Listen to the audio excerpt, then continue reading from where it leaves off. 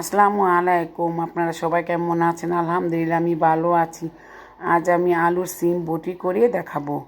প্রথমে আলু সিম সিদ্ধ করতে দিয়েছি।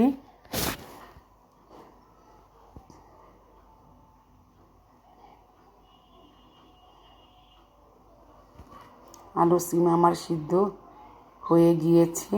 এখন আমি আলু সিম তেলে বাগার দিব। প্রথমে পরিমাণ মতো তেল দিয়েছি, শুকনা মরিচ ছিঁড়ে দিয়েছি, পরিমাণ মতো পেঁয়াজ কুচি দিয়ে দিব, দিয়ে লালসা করে ভেজে নিব।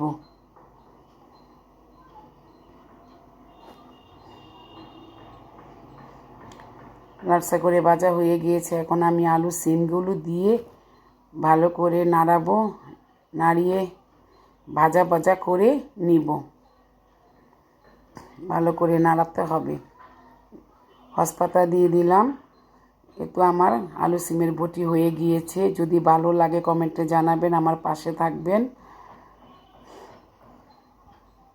আল্লাহ হাফেজ।